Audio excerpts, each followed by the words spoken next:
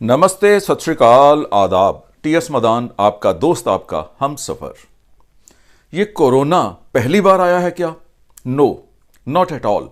ये कोरोना पहली बार नहीं आया है। कोरोना एक दुख का नाम है, एक वायरस का नाम नहीं है। ये एक दुख का नाम है और हर किसी की लाइफ में कम से कम एक बार कोरोना जरूर आता है, यानी दुख जरूर आता है। जिसको कैंसर हो जाता है उसके लिए कोरोना नहीं है क्या?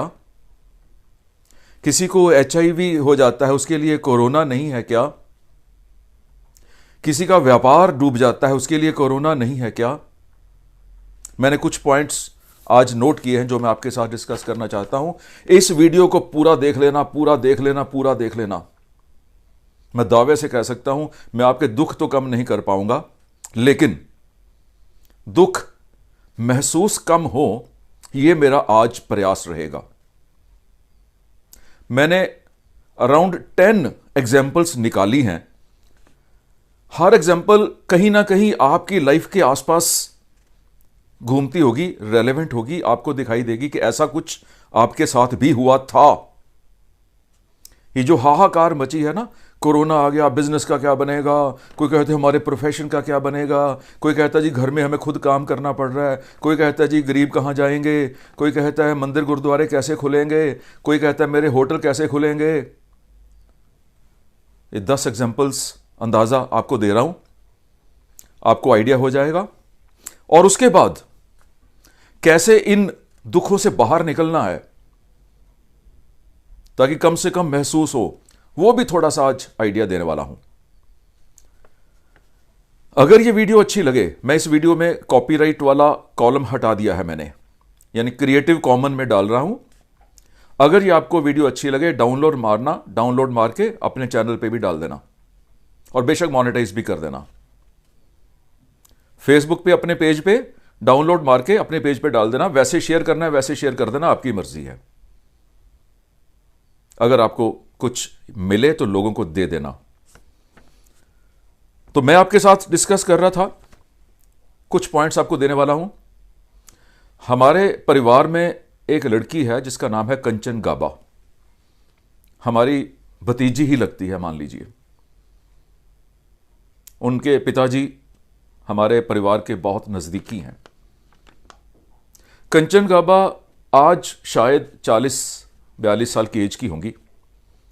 8 साल की उम्र में जब वो अभी स्कूल की शुरू की क्लासेस में थी तो एक रात अचानक उसकी आंखें बंद हो गई। सुबह उठी, उसको कोई दिखाई नहीं दे रहा था। दुनिया के हर हॉस्पिटल को दिखाया गया, हर आई स्पेशलिस्ट को दिखाया गया, किसी को उसका इलाज नहीं मिला। कोई ऐसी बीमारी थी, मैं टेक्निकली नहीं जानता हूं, कोई ऐसी बीमारी थी जिसका कोई इलाज नहीं मिला।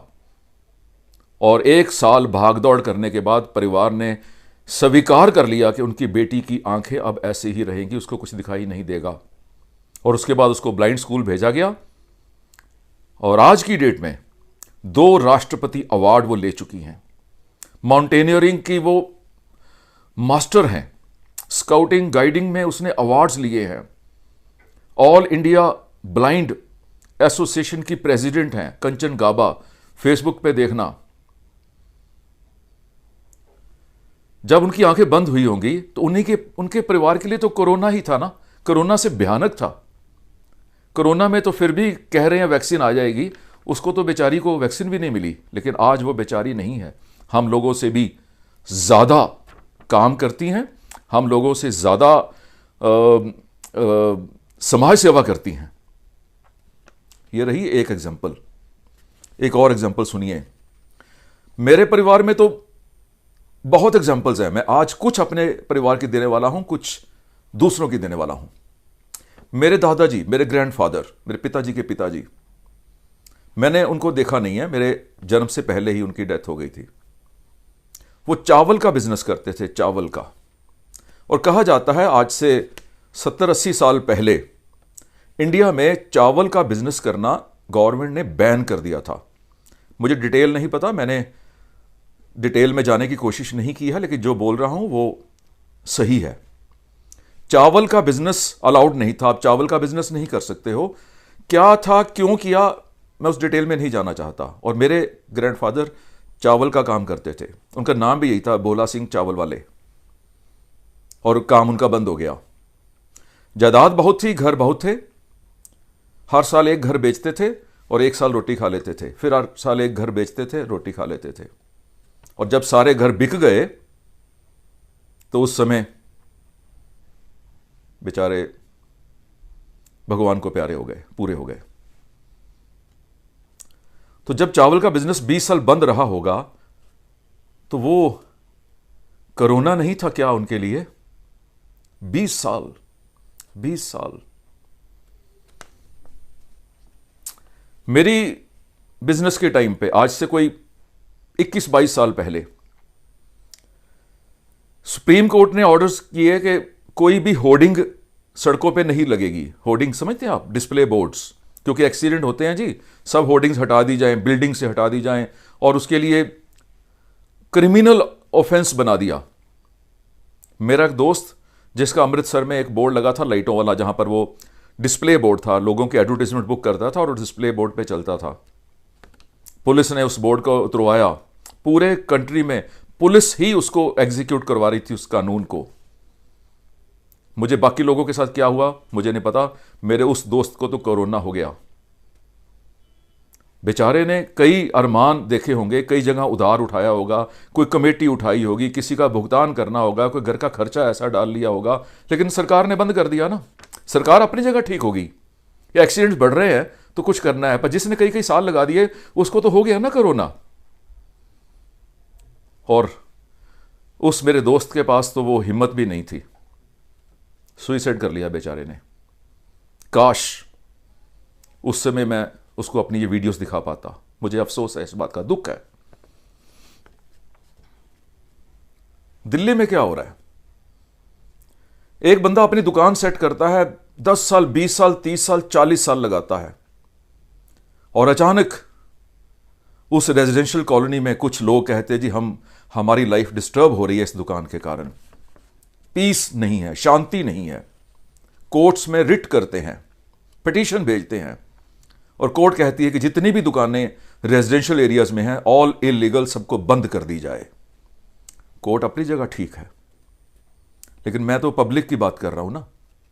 आ गया ना लाइफ में कोरोना, कुछ लोग टूट गए, कई लोगों ने रिकॉर्ड तोड़ दिए। मेरी लाइफ में 32 बार कोरोना आया है, 32 बार। किसी की लाइफ में एक ही बार आता है तो वो टूट जाता है, हमारी लाइफ में 32 बार आया। हमने रिकॉर्ड तोड़े हैं, खुद नहीं टूटे हैं, क्योंकि दुख नाम बदल के आ रहा है, नाम बदल के आ रहा है। आगे सुनिए, अभी तो मैंने बात शुरू की है, कुछ चीजें आपको भी पता है। भोपाल में वो गैस ट्रेजेडी हुई थी, जो गैस लीक की थी यूनियन कार्बाइड की फैक्ट्री से, हजारों लोग मर गए और लाखों लोग इफेक्टेड हैं। आज भी उन लोगों के परिवारों में कोई ना कोई समस्या है, कोई डेफिशिएंसी बन चुकी है, कोई बॉडी का कोई पार्ट खराब हो चुका है because of that union carbide gas leakage.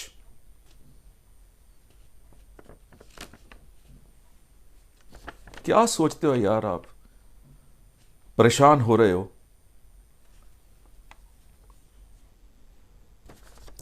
जो टेररिज्म, सो कॉल्ड टेररिज्म जिसे बोलते हो, आतंकवाद, कितने साल रहा जम्मू कश्मीर में। पता ही नहीं कब कर्फ्यू लग जाना है, कब दुकानें बंद हो जानी है, पता ही नहीं कहां पर पथराव हो जाना है, पता नहीं कहां पर गोली चल जानी है, पता नहीं कहां पर आग लग जानी है। जम्मू कश्मीर में, पंजाब में रहा, हमने देखा है कई साल, हम तो वहीं रहते थे। असम में रहा, नागालैंड में रहा, दार्जिलिंग में रहा। वो जेन्युइन था, वो इनजेन्युइन था, मैं उस डिबेट में नहीं जाना चाहता हूं। वो सही कर रहे थे, गलत कर रहे थे, मैं इस डिबेट में नहीं जाना चाहता हूं। सरकार सही कर रही थी, गलत कर रही थी, मैं इस डिबेट में नहीं जाना चाहता हूं। मैं तो उसके इफेक्ट्स बता रहा हूं आपको।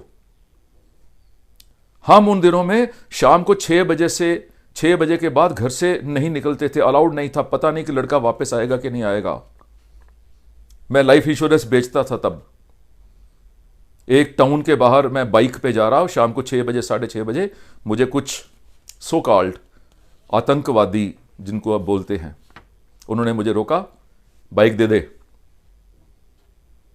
मैंने बाइक उनको दे दिया। क्या करता, गोली खाता क्या? और किसी और से साइकिल के पीछे लिफ्ट लेके उस टाउन तक गया। दिल्ली में 84 में जब एंटी सिख रॉयट्स हुए, मैं दिल्ली में रहता था, अभी पंजाब के टेररिज्म से भाग के मैं दिल्ली आ गया था। मैं उस कोरोना से भाग के दिल्ली में आ गया था और दिल्ली का नया कोरोना हो गया, एंटी सिख रॉयट्स। हमारे एक जान पहचान वाले पहाड़गंज में पेंट की दुकान थी, जैसे भीड़ आई उन्होंने शटर डाउन कर दिया। आप 3 भाई अंदर थे, बाहर भीड़ ने आग लगा दी, तीनों भाई जल गए, जला हुआ हड्डी भी नहीं मिली। लाखों रुपए का सामान तो जल ही गया होगा, उसको तो चलो छोड़ ही दो।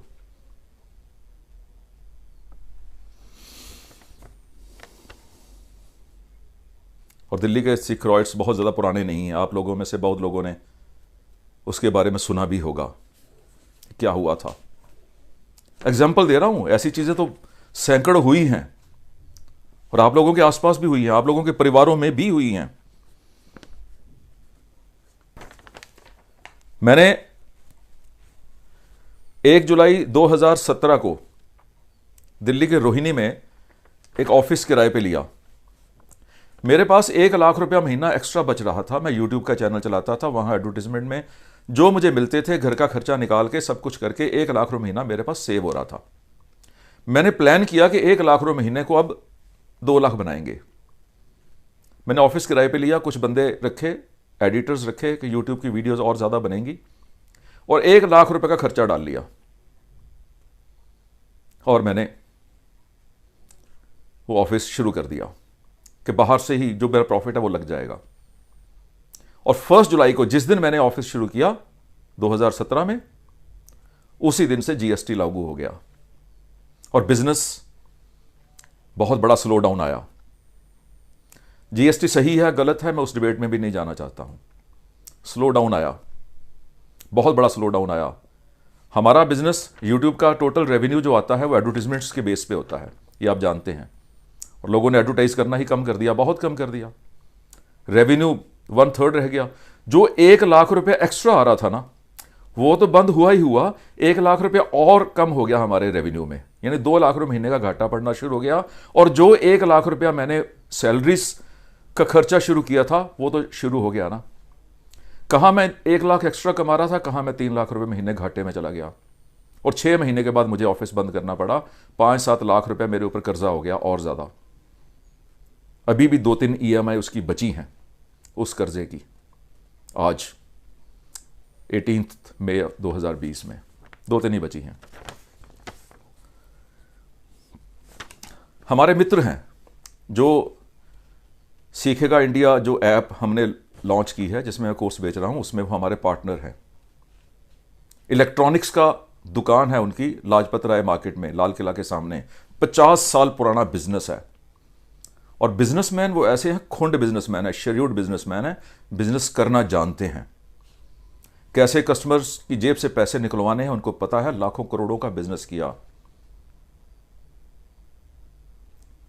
चाइना से कंसाइनमेंट मंगवाई, कोई पार्ट मंगवाया अपनी दुकान के लिए, अपने ही लेवल में उसको बेचने के लिए अपना ब्रांड प्रिंट करवाया उसके ऊपर। चाइना से कंसाइनमेंट थी 1.5-2 करोड़ रुपए की।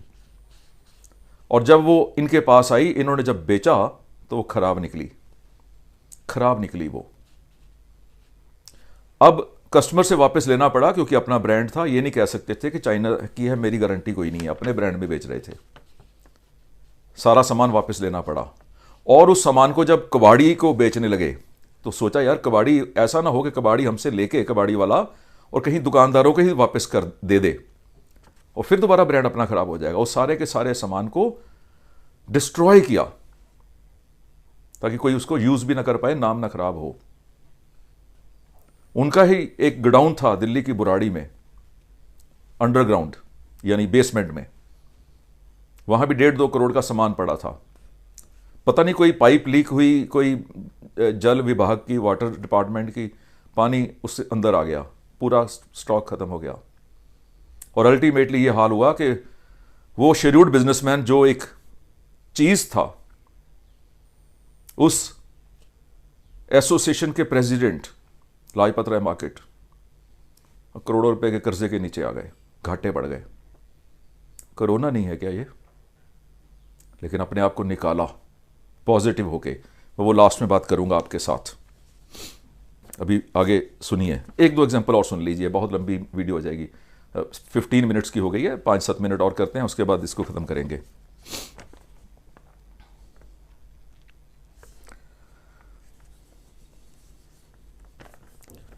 अच्छी दुकान चल रही होती है, आगे फ्लाईओवर अनाउंस हो जाता है, दुकान बंद हो जाती है।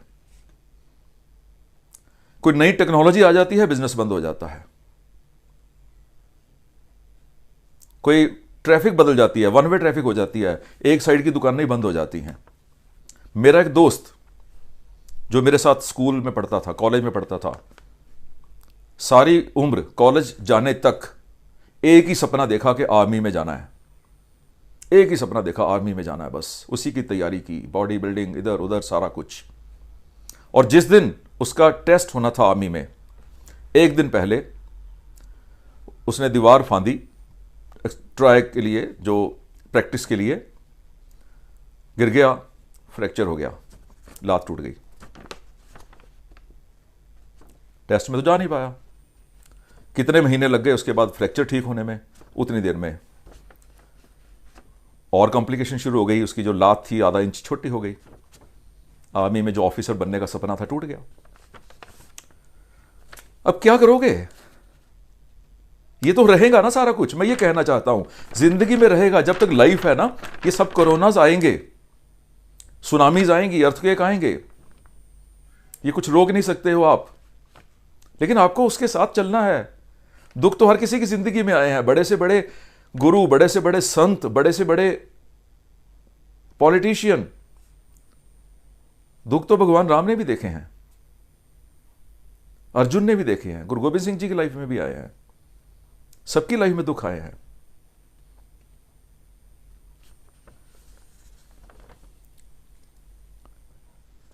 एक दो और एग्जांपल्स, एक एग्जांपल और डिस्कस करते हैं, उसके बाद फिर मैं बात करूंगा कि इसमें से इन दुखों का मुकाबला करना कैसे है। अमृतसर में हमारे पापा की दुकान थी, हॉल बाजार में, छोटा सा बाजार था, 20 फुट चौड़ा। गवर्नमेंट ने इंप्रूवमेंट के नाम से कहा जी अब बाजार को कर देंगे 60 फुट चौड़ा। ये सारी की एक साइड की दुकानें सारी हटा देंगे। दुकान बाजार भी ट्रैफिक निकालनी है तो बाजार चौड़ा चाहिए, तो दुकानदारों का तो बेड़ा गर्क। और हर शहर में होता है। जब एडवांसमेंट होती है, जब टेक्नोलॉजी आती है, जब नई इन्वेंशंस होती हैं, कोई नई डिस्कवरीज होती हैं, तो कहीं ना कहीं किसी ना किसी का बेड़ा गर्क भी होता है। अब जिसका बेड़ा गर्क हो रहा है वो चाहे तो नया नया कुछ सोच के आगे निकल सकता है, जैसे मैंने लाइफ में किया है। बहुत बार ऐसी वीडियोस बना चुका हूं मैं। दूध भी बेचा, पाव भाजी भी बेची। ऐसा दिन भी आया लाइफ में जब पंजाब का पहला मिस पंजाब ब्यूटी कॉन्टेस्ट मैंने ऑर्गेनाइज किया। और ऐसे दिन भी आए कि अगर दिन में पूरी रोटी खा ली ना तो हमें लगा कि लग्जरी है। ऐसे दिन भी आए कि शहर का कोई भी इवेंट अगर होता था तो टीएस मदान चीफ गेस्ट होता था। और ऐसे दिन भी आए जब 16-16, 17-17 कोर्ट केसेस, क्रिमिनल केसेस हमारे ऊपर हो गए बिना किसी कसूर के। और जेलों की हवा भी खानी पड़ी बिना किसी कसूर के।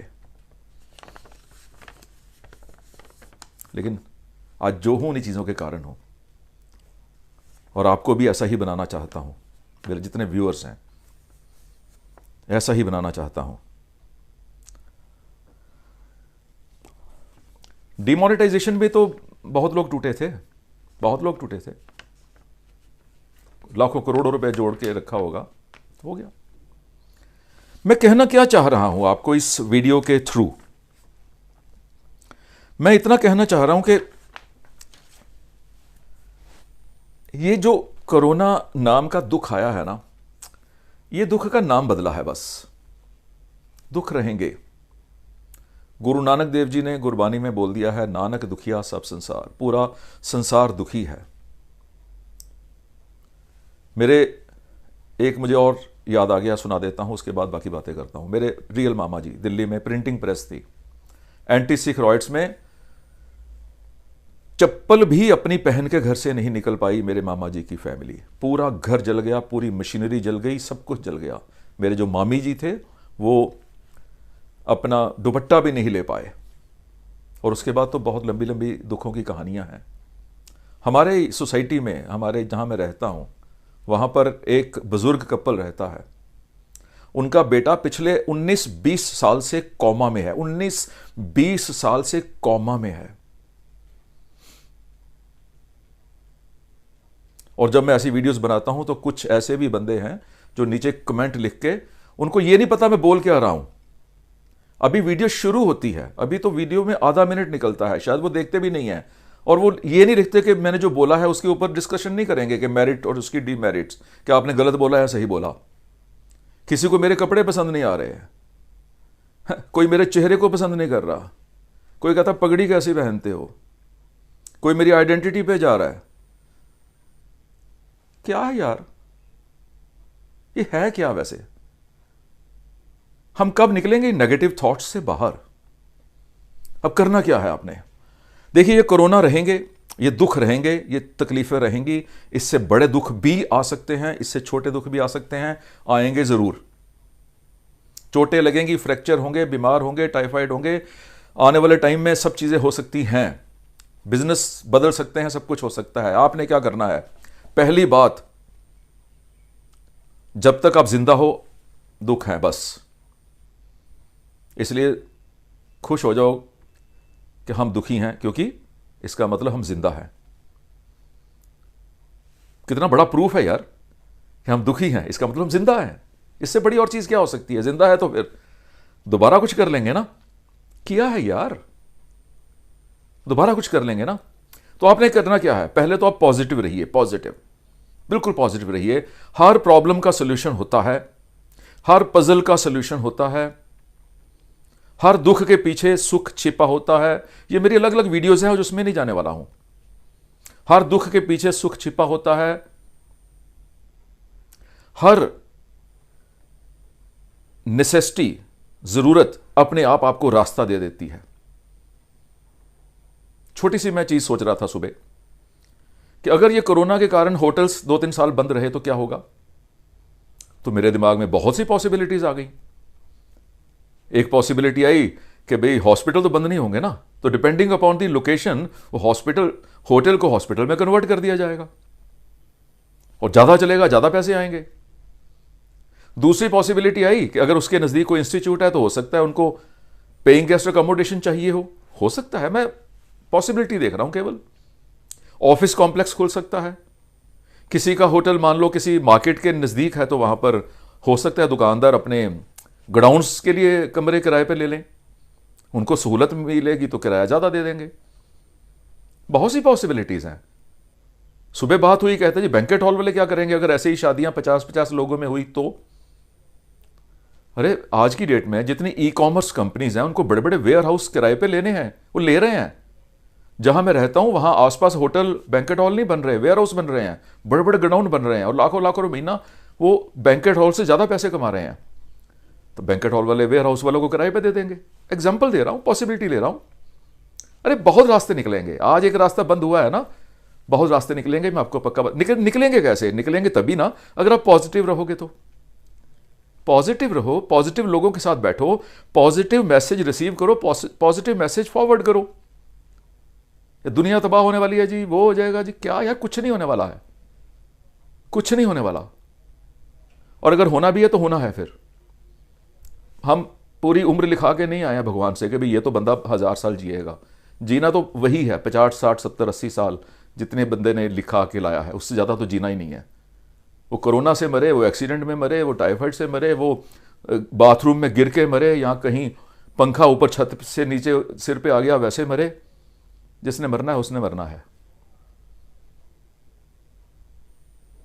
पॉजिटिव लोगों के साथ रहिए, पॉजिटिव बातें सुनिए। पूरे दिन में कम से कम 10% टाइम केवल अच्छी वीडियोस, अच्छी ऑडियोज, अच्छी किताबें पढ़ने में, अपने सेल्फ डेवलपमेंट में, अपने आप को मोटिवेट करने में, अपने आप को फॉरवर्ड थिंकिंग में ले जाने के लिए लगा दीजिए 10% ऑफ योर टोटल टाइम, यानी 24 घंटे का 10% अंदाजा 2.5 घंटे सेल्फ डेवलपमेंट में लगा दीजिए। मैं किसी आने वाली एक आधी वीडियो में आपको अपनी जायदाद दिखाऊंगा, मेरी जायदाद, लाखों रुपए की किताबें। उस डिप्रेशन से बाहर निकला हूं, उस डिप्रेशन से। लोगों के पैसे भी देने हैं, करोड़ों रुपए देने हैं, वहां केस चल रहे हैं, परिवार बिखर चुका है, काम है कोई नहीं। किताबों ने ही मुझे यहां तक पहुंचाया है, अभी तो बहुत मंजिल आगे है। तो आपने 2.5 घंटे रोज देने हैं और अपनी इनकम का 10% अपनी ट्रेनिंग पे खर्चना है। यूट्यूब पे जितनी मर्जी मस्ती देखो, गाने देखो, म्यूजिक देखो, एंटरटेनमेंट देखो, मुझे कोई प्रॉब्लम नहीं है, लेकिन 2.5 घंटे सेल्फ डेवलपमेंट की वीडियोस, मोटिवेशन की वीडियोस, पर्सनालिटी डेवलपमेंट की वीडियोस, लाइफ स्किल्स की वीडियोस, ऐसे ही किताबें, नॉवल पढ़ो, जो मर्जी पढ़ो, मुझे कोई प्रॉब्लम नहीं है, लेकिन उन 2.5 घंटों में कोई ना कोई किताब, यानी 2.5 घंटे कुछ भी करो। अपनी इनकम का 10% सेल्फ डेवलपमेंट पे लगा दो, कपड़ों पे नहीं, सेल्फ डेवलपमेंट पे, अपना improvement, self improvement. Jaycees club join करो, जहां पर आपको कुछ सिखाया जाएगा। टोस्ट मास्टर्स ज्वाइन करो, जहां आपको कुछ सिखाया जाएगा। ऐसी बहुत सी ऑर्गेनाइजेशन है जो ट्रेनिंग देती हैं, ट्रेनिंग ऑर्गेनाइजेशंस ज्वाइन करो। किताबें खरीदो, किंडल खरीदो, वहां से देखो। जितना कुछ आप फ्री देख सकते हो देखो, लेकिन अगर इनकम आ रही है ना तो उसका 10% खर्च भी दो। जिस बंदे ने अपनी किताब लिखी है ना, 200, 250, 300 रुपए में किताब बेच रहा है, उसके पीछे उसके कई साल लगे होंगे, कई लाख रुपए उसने गवाया होगा उस किताब के एक्सपीरियंस को इकट्ठा करने में। कुछ नाम मेरे दिमाग में आ रहे हैं जिनकी आप किताबें पढ़ सकते हो। Jack Canfield, Zig Ziglar, Brian Tracy, Pramod Batra, Shiv Khera. Videos देखो आप। संदीप महेश्वरी, विवेक बिंद्रा, उज्जवल पटनी, हर्षवर्धन, मेरे अपने ही परिवार के लोगों की वीडियोस हैं। Awwal, Sakshi, Himesh, Gunjan, my wife Pinky, मेरी वीडियोस हैं। इन लोगों के ट्रेनिंग प्रोग्राम खरीदो। विवेक बिंद्रा का ट्रेनिंग प्रोग्राम खरीदो। आज उतने पैसे नहीं है तो कल खरीद लेना, जब 10% आपका आ जाएगा। जैसे जैसे आप ट्रेनिंग लेते जाओगे आपको आइडियाज आएंगे बिजनेस में, उस कोरोनास के साथ लड़ने के आइडियाज आएंगे और आपका बिजनेस कभी बंद नहीं होगा। बिजनेस बंद नहीं होगा। यह हो सकता है ए प्रोडक्ट ना बिके, बी बिके, लेकिन यह नहीं हो सकता कि आपका बिजनेस बंद हो जाएगा। यह हो सकता है कि ए प्रोफेशन ना चले कि बी प्रोफेशन चले, वो तो होना है। हम बात कर रहे हैं गरीबों की, वो कहां जाएंगे? मैं जो बात कर रहा हूं अभी वो तो मिडिल क्लास की है ना। गरीब कहां जाएंगे बेचारे? मजदूर कहां जाएंगे? दिहाड़ीदार कहां जाएंगे? हमारी सरकारों का कसूर है, उनको सेल्फ डिपेंडेंट बनाया ही नहीं। शुरू से ही उनको सब्सिडीज दे के फ्री मेडिकल एड, फ्री पढ़ाई, फ्री वो, फ्री दालें, फ्री चावल, फ्री टैबलेट, फ्री वो कर करके उनकी लाइफ निकम्मा बनाया हुआ है उनको। उन बेचारों का कसूर कोई नहीं है। हम सब मिलके, जो मिडिल क्लास है, हम जो व्यापारी लोग हैं, हम जो प्रोफेशनल्स हैं, जो पढ़ी लिखी क्लास है, जो अवेयर्ड क्लास है, जो लर्निंग एटीट्यूड रखती है, हम सब मिलके उन मजदूर भाइयों को आगे उठाएंगे। और मैं आपके साथ हूं, मुझे आपका साथ चाहिए। उन गरीब लोगों को आगे उठाना है, उनकी मदद करके नहीं, उनको फ्री रोटी खिला के नहीं। कितनी बार फ्री रोटी खिला दोगे यार? उनके लिए कोई रास्ता निकालेंगे काम का, निकालेंगे, क्यों नहीं निकालेंगे? आज भी बहुत से ऐसे लोग हैं, मैं आपको कभी मौका मिला तो आपको मैं उनकी वीडियोस, उनके मैसेजेस पढ़ाऊं, दिखाऊं, जो मजदूर थे, काम नहीं कर रहे थे, और उनको मेरी वीडियो से आइडिया मिला और आज लाखों रुपए कमा रहे हैं, लाखों रुपए कमा रहे हैं। हम उनको आइडियाज देंगे, क्यों नहीं देंगे? बिना पैसे के भी बिजनेस किया जा सकता है। बिजनेस का मतलब यह नहीं होता है कि बिग बाजार, बिजनेस का मतलब होता है 100 रुपए की सब्जी बेचना, वो भी तो बिजनेस है। बहुत आइडियाज देंगे हम लोगों को, सब मजदूरों को हम काम पे लगा सकते हैं। जितना हम कंट्रीब्यूट कर पाए उससे ज़्यादा तो हमारी अपनी एबिलिटी के मुताबिक है ना। जितना हम कंट्रीब्यूट कर पाएंगे हम सब मिलकर करेंगे। पढ़ी लिखी class, aware class, civilised class, हम उन मजदूरों को बाहर उठाएंगे। सरकारों ने तो बुरा हाल कर दिया यार। मुझे तो अपने कुछ धार्मिक गुरुओं के साथ भी शिकायत है, संतों के साथ भी कुछ लोगों के साथ शिकायत है। कभी किसी को कहा ही नहीं गया सिविल सेंस नहीं सिखाई, सिविक सेंस नहीं दिखाई, सिविक सेंस नहीं सिखाई। आई एम सॉरी, गलत वर्ड बोल गया, सिविक सेंस नहीं सिखाई।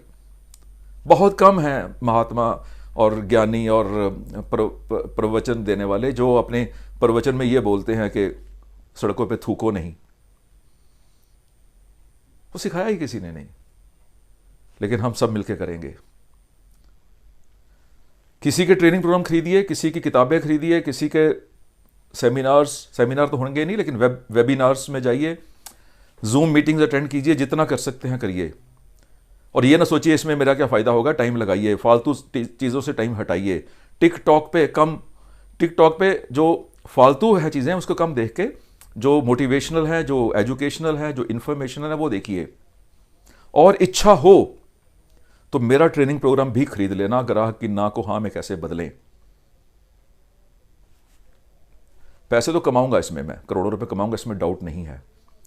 लेकिन आपको टैक्स करके, आपको परेशान करके नहीं कमाऊंगा। 1000 में कोर्स बेच रहा हूं, 180 रुपए GST, 1180 रुपए में एक एक बंदे को दे रहा हूं, क्योंकि मैं बहुत पैसे कमाना चाहता हूं। इसलिए मुझे इसकी टर्नओवर बढ़ानी पड़ेगी, ना कि एक ही बंदे के गले में नाखून डाल के उसी से 25,000 50,000 निकाल दूं।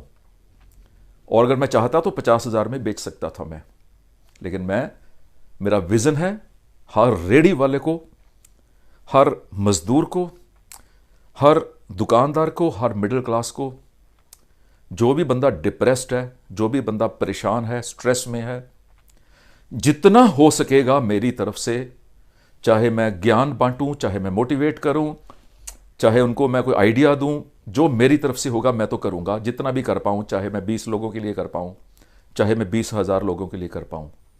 और आप भी यही कुछ कीजिएगा जितना आप कर पाएं। भगवान बैठा है आपकी मदद करने के लिए, अल्लाह खुदा वो वाहिगुरु बैठा है आपकी मदद करने के लिए। लेकिन आप उन नेगेटिव चीज़ों से बाहर निकल आइए, सब कुछ सही चलेगा, हर चीज़ सही चलेगी। बहुत गोल्डन पीरियड है आगे आने वाला, वो आपके ऊपर डिपेंड करता है कि आप उसको लेते कैसे हो। लेकिन गोल्डन पीरियड आने वाला है आगे, और गोल्डन पीरियड ही रहेगा। जो उसको गोल्डन समझेंगे उनके लिए, जो उसको गलत समझेंगे उनके लिए तो डार्क पीरियड ही रहेगा। और दोनों तरह के लोग मैंने शुरू से देखे हैं इस उम्र तक। उसी चीज़ में एक बंदा कह रहा है यार क्या मौसम है, दूसरा बंदा कह रहा है क्या मौसम है यार, एक बंदा कह रहा है क्या यार मज़ा आ रहा है आज की धूप में, दूसरा कहता है यार धूप चुभ रही है। तो बस और लंबा नहीं करता हूँ। अगर मेरा कोर्स खरीदना होगा तो फिर उसका लिंक मैंने डिस्क्रिप्शन में डाल दिया है, वो आपकी मर्ज़ी होगी। अगर आप बाकी लोगों के ट्रेनिंग प्रोग्राम खरीदना चाहें ज़रूर खरीदिए। हिम ईश मदान अव्वल दोनों का ट्रेनिंग प्रोग्राम बिक रहे हैं, वो भी लीजिएगा। अगर आज पैसे नहीं हैं तो फिर कुछ रुक के ले लीजिएगा। अगर और ज़्यादा पैसे हैं तो फिर विवेक बिंद्रा, उज्ज्वल पटनी, पुष्कर राज, इन लोगों के ट्रेनिंग प्रोग्राम भी लीजिएगा। और लोगों को मुझे नाम इस समय ध्यान में नहीं आ रहे हैं, तो इनके ट्रेनिंग प्रोग्राम भी खरीदिएगा। जितना भी खरीद सकते हैं खरीदिएगा, किताबें खरीदिएगा, भर लीजिए 10% of your income and 10% of your time self development में। सो इजाज़त दीजिए, मेरा आशीर्वाद आपके साथ है। God bless you, God bless you, God bless you.